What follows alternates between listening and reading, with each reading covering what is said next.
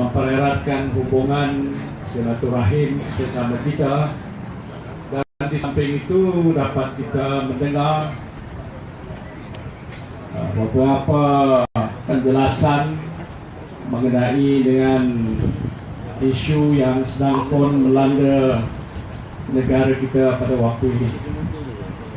Sebelum itu ingin saya merakamkan ucapan tahniah kepada Saudara Rozi yang baru dilantik menjadi Ketua Penaja PBBM Sekejang. Awalnya agak segak, masih muda, saya dah tua, dan tentulah dengan semangat yang masih berkobar-kobar dalam jiwa anak muda ini, maka saya doakan agar hati berbunyi Bersatu Malaysia di Sekejang ini akan terus berkembang dengan mendapat sokongan daripada masyarakat, bukan saja di kalangan orang-orang Melayu, tetapi juga di kalangan yang bukan Melayu, untuk bersama-sama dalam perjuangan yang kita hadapi pada hari ini. Negara kita sudah pun melalui suatu tempoh yang panjang daripada zaman kita mula-mula mencapai kemerdekaan. Saya kira hampir berapa, 59 tahun, saya tak ingat lagi. Jadi dalam tempoh sepanjang itu, kita sebagai rakyat Malaysia amat sedar betapa negara kita ini mempunyai kekayaan muka buminya dengan tanah yang subur, boleh ditanam dengan pelbagai jenis tanaman dan mudah tumbuh. Di bawah muka bumi ini juga ada hazanah-hazanah yang lain seperti biji timah emas, bauxite, logam-logam yang agak berharga. Tetapi yang juga penting di negara kita ini, kita mempunyai ramai penduduk-penduduk yang terdiri daripada pelbagai kaum dan keturunan dan agama, hidup dalam keadaan yang agak baik, tidak ada masalah hubungan kaum yang agak besar. Kita boleh berinteraksi bagaimana kita tengok pada hari ini. Dalam majlis kita ini semua boleh duduk dengan tidak rasa takut. Dan oleh sebab itu, inilah negara kita, negara Malaysia kita. Tetapi bukan setakat untuk segini saja ataupun sampai di sini saja. Kita mempunyai cita-cita untuk menjadi sebuah negara maju, dan negara maju ini adalah menjadi idaman kita semua, baik kita Melayu, Cina, India, orang Asia dan sebagainya. Kita mahu negara kita ini jadi sebuah negara yang berjaya. Dan oleh sebab itu kita menerima sistem demokrasi berparlimen di negara kita, yaitu untuk menentukan negara kita ini boleh menjadi sebuah negara yang berjaya. Kita memerlukan sebuah kerajaan yang kita pilih, yang kita percaya, yang kita yakin boleh memikul amanah dan juga tanggung jawab, supaya cita-cita kita semua untuk melihat Malaysia ini menjadi sebuah negara yang maju dan berjaya itu akan berhasil. Maka setiap kali kita berhadapan dengan pilihan raya, kita membuat keputusan untuk memilih parti yang kita yakin boleh mendukung kerajaan, boleh membentuk dasar-dasar ekonomi dasar-dasar pendidikan, dasar-dasar sosial, hubungan kaum, dasar-dasar hubungan luar antara bangsa, dan lain-lain perkara yang kita anggap penting supaya negara kita ini akan maju lebih pesat ke hadapan. Pada satu ketika dahulu, negara-negara di rantau ini menghantar banyak orang-orang untuk datang ke Malaysia. Saya ingat pada waktu dahulu negara Korea datang untuk belajar bagaimana negara Malaysia pada peringkat awal dulu boleh berjaya. Pada zaman Tun Abdul Razak disebutkan diwujudkan sistem hukum merah, diadakan bilik gerakan, dan di mana beliau dapat memantau pembangunan di seluruh pelosok negara. Jadi negara Korea mengetahui karena waktu itu Malaysia dianggap negara yang lebih maju daripada Korea Selatan.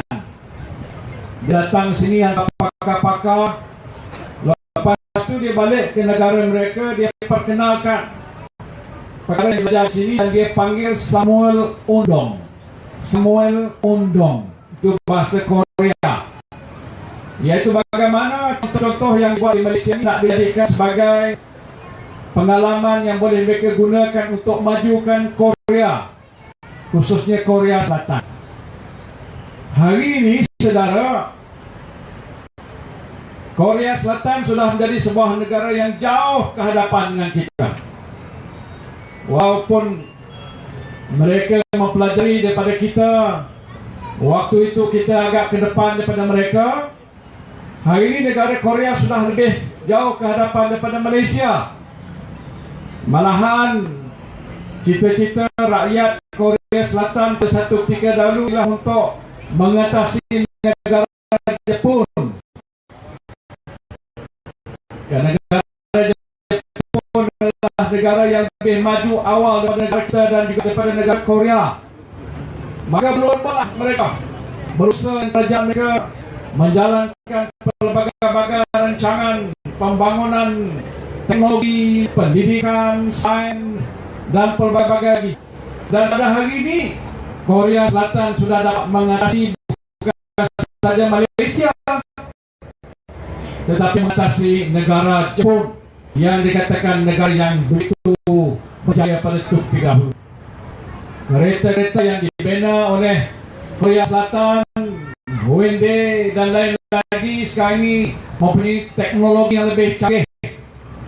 Televisyen yang dikeluarkan oleh negara Korea seperti LG dan sebagainya dan Samsung sekarang ini sudah dapat menguasai televisyen berwarna yang terbesar di seluruh dunia.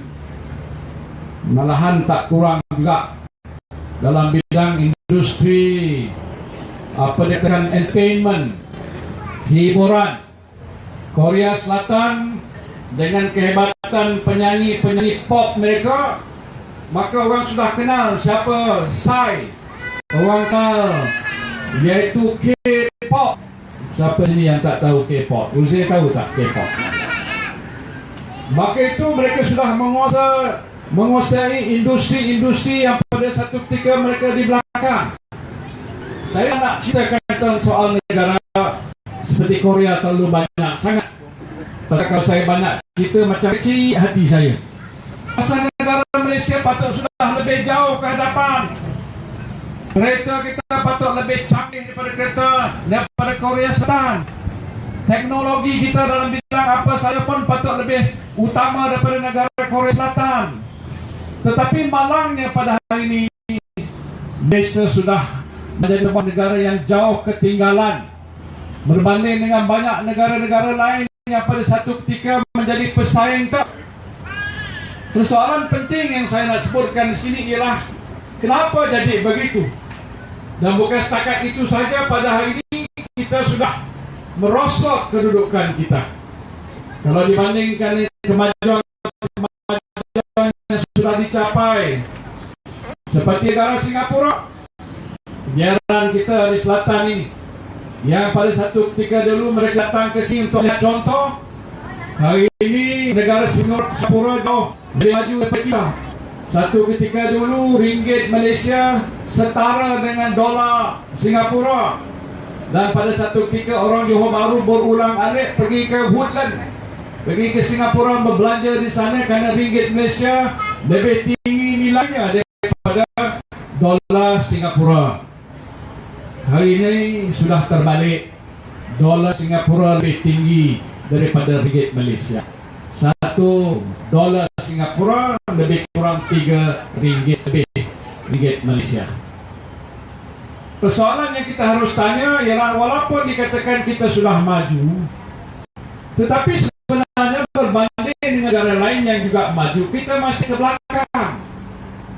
Dan bukan saja pada hari ini, kita di Malaysia berhadapan dengan satu masalah yang cukup besar. Nah, ini saya nak masuk untuk pokoknya di sini. Tadi baru mukadimah 10 minit. Kita berhadapan dengan masalah yang cukup dahsyat, cukup teruk.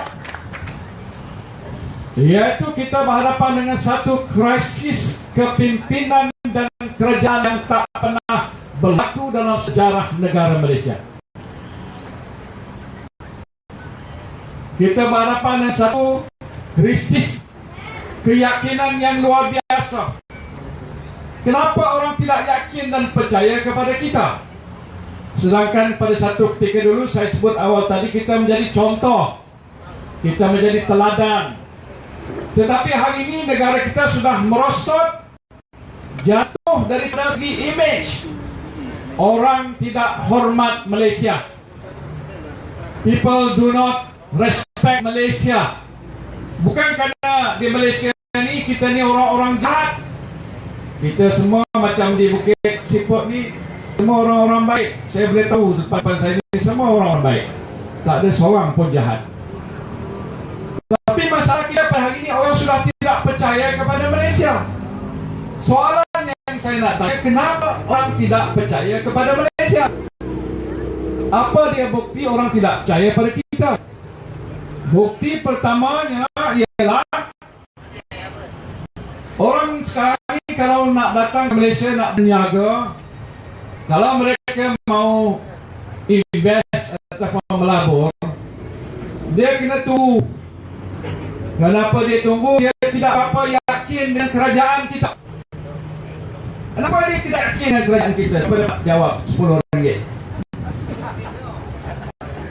Mereka sudah tidak yakin dengan kerajaan kita ialah kerana kerajaan kita. Wah, banyak saya kena bibit. Oh, boleh lah. Saya beladis kenyataan saya. Kerajaan kita dikatakan sebuah kerajaan kleptokrasi. Kleptokrasi kalau eja sedikit lebih kurang bunyi macam kelepek. Pasal kerajaan kita dipimpin oleh seorang Perdana Menteri yang akan merompak, mencuri, rasuah, mengambil wang rakyat yang banyak. Apa lagi? Cak Lui.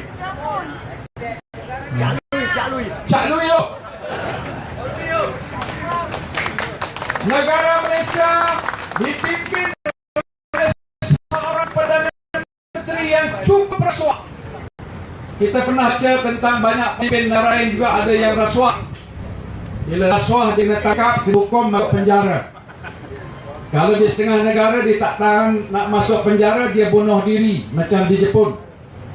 Di setengah-setengah negara kalau mereka melakukan kesilapan, dia mengaku dia berhenti letak jawatan. Tapi di Malaysia, Perdana Menteri Malaysia sudah merompak wang rakyat berbilion-bilion ringgit. Sampai hari ini masih ada di Putrajaya sebagai Perdana Menteri. Malu gua. Gua malu loh. Ini bukan saya kata. Mungkin tuan-tuan kata, Muhyiddin datang dekat Bukit Siput mau cerita-cerita. Tak betul, tak ada. Wallahi saya cakap cerita betul. Pasal saya dalam kerajaan dulu, saya duduk sebelah Najib. Mula-mula saya tengok muka dia cantik, handsome. Bibir dia lagi merah daripada bibir saya. Dia jalan macam orang putih, Prime Minister. Oh, semua orang kata respect pada Prime Minister dulu. Sekarang ini dunia sudah tahu, the most corrupt Prime Minister in the world is the Prime Minister of Malaysia. Betul. Presiden Obama pun tahu, yang baru ini namanya Trump pun tahu. Seluruh dunia tahu. Perdana Menteri Singapura mesti lagi tahu. Masa baru-baru ini 2 buah bank di Singapura kena tutup pasal ada kaitan dengan 1MDB. Tuan-tuan tahu cerita 1MDB? Tahu tak? Kalau tak tahu, tuan-tuan bodoh. Tapi saya tahu orang sini pandai-pandai. Singapura government tutup itu 2 bank, BSI dan juga Falcon Bank. Bila dia siasat, dia dapati ada pegawai-pegawai dalam 2 bank ini tak bagi laporan yang betul, tipu, pasal mau tutup ini duit sini datang pergi masuk Singapore Bank, datang daripada 1MDB. Ini sudah dengar, suara khabar sudah ada report kan, ada baca. Mereka sudah ditahan, ditangkap, dipenjara, dihukum denda. Dan bank ini bank yang lama di Switzerland, sudah ratus tahun, tapi di Singapura dia disuruh tutup oleh kerajaan Singapura kerana dia sudah buat satu kesalahan yang besar, kerana ada kaitan masalah 1MDB di Malaysia. Di sana ada akan buat undang-undang, ada law. Singapura zaman Lee Kuan Yew, gua kenal dulu pun waktu saya jadi MB, dia sana buat kuasa undang-undang, the rule of law. Sekarang pun sana pun kuat kuasa the rule of law, undang-undang. Orang salah kena tangkap, kena hukum. Malaysia tidak gunakan rule of law, Malaysia tak gunakan undang-undang. Sudah terbukti Perdana Menteri sudah melakukan kesalahan, ambil wang rakyat, curi wang rakyat, buat itu, buat ini. 1MDB sudah tanggung 55 bilion hutang dan kerugian. Dan di Amerika sudah siasat, Department of Justice, Ketua Peguam Negara Amerika Syarikat buat satu siasatan dan keluar satu report 136 muka. Dalam itu DOJ punya report, dia sebutkan dia siasat dan dia dapat tahu 3,5 bilion US dollar sudah hilang, dicuri.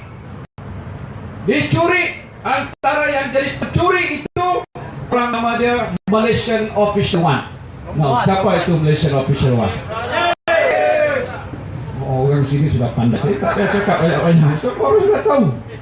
Ya, disebutkan anak tiri Reza Aziz ambil wang buat filem Lucah 100 million, beli kapal terbang, beli kapal laut, beli apartmen buat gambar, kemudian beli lukisan-lukisan yang mahal. Semua uang dan dikatakan dicuri daripada duit kerajaan menerusi syarikat 1MDB. Tadi saya cakap dekat Maukil, kita bila pilih seorang Perdana Menteri, kita fikir kita mau pilih cari orang yang baik. Betul tak? Kita mau pilih seorang PM, mesti PM yang boleh kita percaya. Ini bukan jawatan ketua kampung ataupun ketua PPDM, tetapi ini Perdana Menteri. Seboleh mungkin jangan orang syak bahawa dia ini adalah seorang pemimpin yang bertanggungjawab, yang amanah. Kalau diberikan apakah untuk dia jaga betul-betul. Pasal ini bukan hak dia, ini hak kita, hak rakyat. Dia tak boleh curi, tidak boleh rosak. Tetapi terbukti Najib sudah tidak boleh kita percaya. Kita tak boleh percaya. Saya tak tahu kalau orang di Sekijang mau sokong sama dia lagi. Mau sokong lagi tak? Sebab itu bila saya disingkir daripada parti, dia pancung saya, dia buat apa pun, saya cakap sama Tun Mahathir, kalau kita mau berjuang lawan dengan ini orang, tak boleh seorang. Pasal Perdana Menteri orang yang paling cukup besar kuasa. Dia ada sama kekuatan, dia ada lebih banyak, uang banyak, kaki tangan banyak, ada alat-alat peperangan macam-macam. Kalau betul-betul kita mau berjuang, kita tak boleh berjuang berseorangan. Saya seorang tak mungkin, Tun Mahathir tak mungkin, Mukhriz tak mungkin, seorang-seorang tak mungkin boleh lawan kekuatan sebegitu hebat yang ada pada Najib Razak. Yang boleh kita buat ialah kalau kita menggerakkan satu pergerakan politik baru. Dan sekarang ini sudah pun kita tubuhkan parti yang dinamakan Parti Pribumi Bersatu Malaysia untuk menggerakkan usaha rakyat bangkit dan bangun. Kalau yang pakai baju merah tak cukup, yang tak pakai baju merah lagi ramai daripada pakai baju merah. Tak apa pakai merah, tapi hati semangat mau menyokong perjuangan kita. Baru kita boleh hadap menjadikan kan dia dalam pilihan raya. Boleh tak? Boleh. Sebab kuasa dalam sebuah negara yang sudah merdeka dalam sistem demokrasi ialah rakyat. Kalau rakyat sudah tidak mau, rakyat tolak.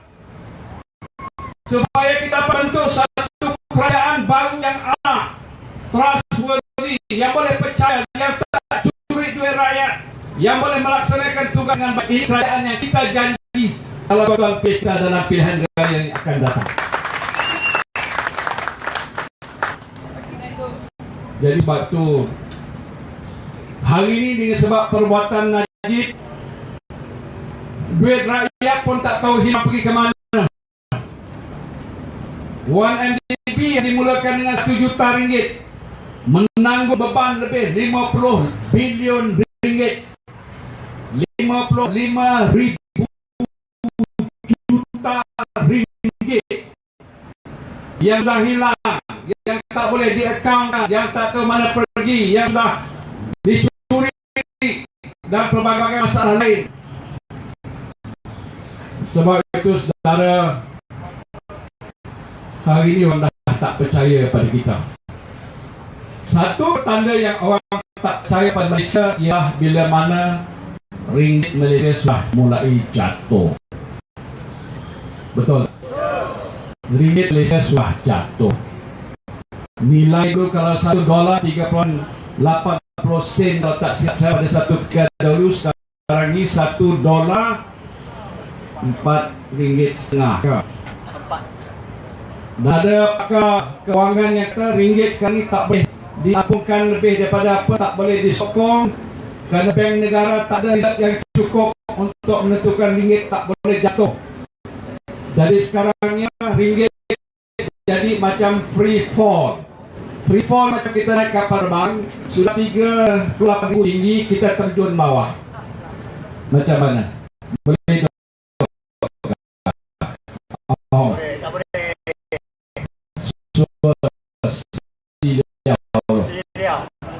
Jadi begini, sudah tahu rakyat sudah menanggung beban yang lebih besar.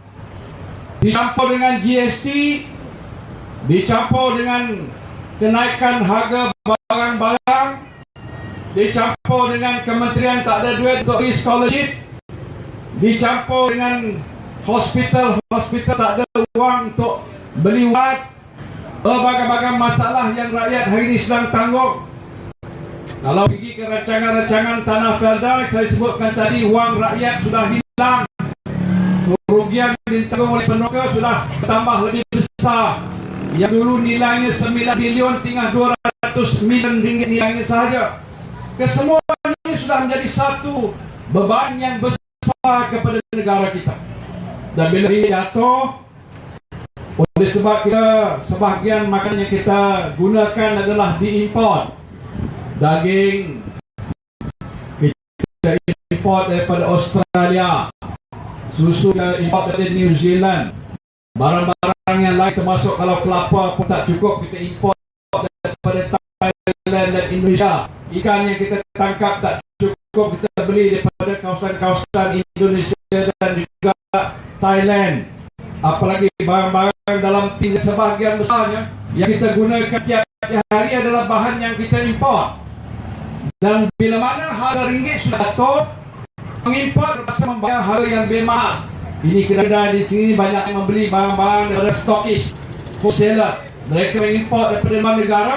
Katalah satu barang itu, satu tiket dulu, kita terpaksa bayar RM1,000 satu ton. Sekarang ringgit sudah jatuh, dia terpaksa bayar RM1,500 satu ton yang sama. Dari sampai ke bawah sini, dijual kedai-kedai yang dulunya RM1 satu tin, dijual dengan RM2 satu tin. Bermakna dengan sebab ringgit sudah jatuh, bebanan kepada rakyat sudah menokok hampir 2 kali ganda. Ini masalah kita. Apalagi ditokok dengan masalah kos barang-barang yang lain naik dengan GST yang ditanggung semua orang. Ada orang beritahu saya itu GST, peminta sedekah pun kena bayar GST. Pasal apa? Bila dia nak pergi ke kedai, dia beli barang daripada apa yang dia dapat sedekah, dia kena bayar juga 6%. Jadi mereka ini tidak boleh terkecuali. Hari ini kalau ikut kajian yang saya telah buat, saya telah latih beberapa orang tokoh profesor daripada universiti. Sama ada apa yang saya andaikan tadi itu betul-betul ataupun itu hanya perasaan saja. Jadi untuk nak mengesahkan sama ada apa yang saya sebutkan tadi betul, saya panggil profesor daripada universiti untuk buat kajian yang mendalam. Apakah keadaan sebenarnya yang dihadapi oleh rakyat Malaysia? Jadi dia sudah siap di tahun lalu pun. Saya cuma nak nyatakan sah bahawa hari ini rakyat Malaysia menanggung bebanan kos hidup hampir 3 kali ganda lebih berat kalau dibandingkan dengan 4 tahun yang lalu. Jadi sah. Tidak ada pihak yang saya jumpa di mana-mana pun kata dia hidup senang, dia tak menghadapi masalah. Semua menghadapi masalah. Dan sebahagian besar masalah itu disebabkan oleh pengurusan negara yang tidak cekap, penipuan yang dilakukan oleh kerajaan Barisan Nasional, harta rakyat yang dicuri, rasuah berleluasa. Saya tak pernah dengar ada sejarah yang lampau di mana kalau ada siasatan dibuat ni pegawai SPRM jumpa wang tunai timbun-timbun dekat rumah, tak pernah tengok 100 juta jumpa dalam rumah. Macam mana boleh berlaku begitu? Dan ini sudah turun sampai ke bawah. Saya bukan nak nyatakan sampai ke peringkat pihak berkuasa tempatan pun. Kalau nak dapat lesen tak boleh mudah dapat lesen kalau tak dibagi suap ataupun dibayar dengan kos tertentu, maka lesen tidak boleh dikeluarkan. Ini orang sampaikan pada saya. Jadi sebab itu masalah negara kita ini sudah menjadi begitu teruk. Dan kalau kita biarkan dia berterusan dan kita tidak berani bertindak untuk menghadapi dia tentang segala perbuatan-perbuatan salah yang dia sudah lakukan, maka saya takut satu hari nanti dalam tempoh masa yang tidak terlalu lama Malaysia akan jadi sebuah negara yang papa kedana, miskin, susah. Kita punya rakyat pun sudah susah, satu hari nanti hampir semua akan jatuh miskin. Kenapa? Negara kita sudah tidak diuruskan oleh orang yang kita kata amanah. Sebab itu penubuhan Parti Pribumi Bersatu Malaysia ini ialah untuk menentang perbuatan-perbuatan Najib yang salah. Kadang-kadang kita dengar hari ini pun kenyataan yang dikeluarkan oleh menteri-menteri kita pun pelik-pelik. Nak kata mereka bodoh, rupa cerdik. Nak kata cerdik, cakap-cakap pun macam orang bodoh. Kenyataan-kenyataan yang diberikan tak munasabah, hanya kerana nak mempertahankan bos dia Perdana Menteri. Ini satu perkara yang saya fikir tak boleh kita biarkan. Sebab itu untuk menentang perbuatan-perbuatan zalim, perbuatan-perbuatan kemungkaran, perbuatan-perbuatan salah guna kuasa, kita tidak ada pilihan.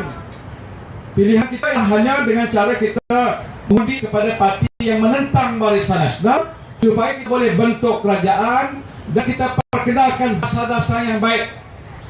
PPBM saja tak mungkin boleh berjaya. Sebab itu kita bekerjasama dengan Pakatan Harapan. Di dalam itu ada PR, wakil perdana di sini, ada Amanah, ada juga DAP.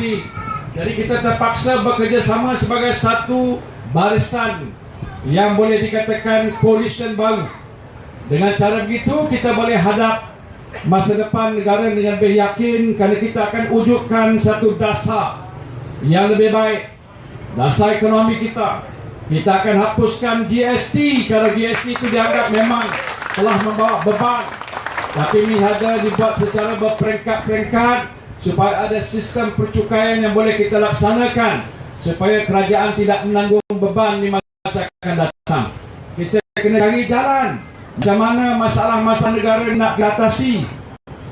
Ada orang jumpa saya, dia kata, Tan Sri, kalau you jadi kerajaan, macam mana you nak selesaikan semua hutang yang Najib sudah tanggung? Saya kata mau tidak mau, mana kerajaan sekalipun yang ambil alih, dia kena menyelesaikan hutang-hutang negara. Tetapi kita kena berlaku adil, iaitu kita kena teliti dan kaji nak tahu di manakah hutang itu. Wang kita yang dikata sudah dicuri itu, boleh tak kita cari balik kat mana dia simpan duit itu. Kalau kita bertubuh satu Suruhanjaya bebas, Royal Commission of Inquiry untuk siasat 1MDB sampai ke lubang cacing, kita siasat. Kita nak tahu duit yang ada dulu pergi ke mana, siapa curi, dan mereka lakukan kesalahan kita bawa ke muka pengadilan, dan mereka ini kita bicarakan. Dan kalau mereka terbukti yang mencuri, mereka akan dihukum, dimasuk ke penjara oleh pihak berkuasa. Kita tak boleh biarkan soal begitu. Demikian juga masalah yang berlaku dalam banyak syarikat milik kerajaan, RGB yang kita tahu dengar dalam Felda menjadi masalah, bebanan yang terpaksa ditanggung oleh orang-orang Felda. Juga masalah-masalah yang berlaku dalam syarikat-syarikat yang lain. Kita kena siasat, dan kita nak berjaminan bahawa bila kita menyiasat, kita akan buktikan siapa yang melakukan kesalahan ini akan dihadapkan ke muka pengadilan. Yang penting ialah supaya kita balikkan semula Malaysia ini di atas dasar yang betul. Tadi di belakang ada daripada KTM, ada wakil KTM. Sini ada kereta api lalu ya. Jadi yang sekarang ni kereta api kita Malaysia ni sudah tergelincir. Jadi KTM kita letakkan dia balik atas rail. Kita yang ada di sini ialah orang yang akan menentukan supaya kereta api Malaysia ini tidak terbalik, tak keluar pada landasan, letak di atas landasan supaya dia akan sampai ke tempat yang nak ditujukan. Sebab itulah pada hari ini kita punya cabaran adalah amat besar sekali. Saya berharap tuan-tuan yang ada di sini, khasnya di Parlimen Sekijang ini, dapat menentukan masa depan tuan-tuan sendiri. Kawasan Sekijang sekarang ini dikuasai oleh Barisan Nasional. Di peringkat Parlimen pun Barisan Nasional, di peringkat Dewan Undangan Negeri semuanya BN, kalau tak silap saya lah. Tetapi masa sudah sampai supaya BN mesti kita kalahkan. UMNO tak boleh lagi dipercayai. Zaman saya dalam UMNO, saya berkata UMNO berjuang untuk bangsa, agama dan negara. Hari ini UMNO berjuang untuk Najib Razak dan kucu-kucunya sahaja. Tak lain. Dia nak menjadi rakyat, dia fikirkan soal puak dan suku sakat dan kaum dia saja. Ini bukan perjuangan UMNO yang saya tahu. Sebab itu kita tinggalkan UMNO. Tak salah, tak berdosa tinggalkan UMNO. Kalau ada yang masih ragu, takut-takut kalau tinggalkan UMNO akan menanggung dosa, saya boleh beritahu tak ada fatwa dalam mana-mana pun. Dalam Al-Quran dan hadis pun tak berkata kalau kamu dulu UMNO, keluar UMNO, masuk PPPM, kamu berdosa. Ada? Kalau ada ustaz sini boleh pergi tunjuk saya boleh percaya. Tak ada. Tinggalkan UMNO kerana UMNO sudah lagi parti yang tidak lagi parti seperti dulu. Dia sudah rosak. Macam kereta buruk. Macam kereta buruk. Dia kalau kereta buruk rosak, kita bawa pergi workshop. Sekali rosak kita jalan, lepas tu 10 km dia berhenti, rosak lagi. Kita tarik balik, masuk ke workshop. Tapi kalau dah 10 kali masuk workshop, kita sudah jadi besi buruk, kita hantar pergi mana? Jual besi buruk lah.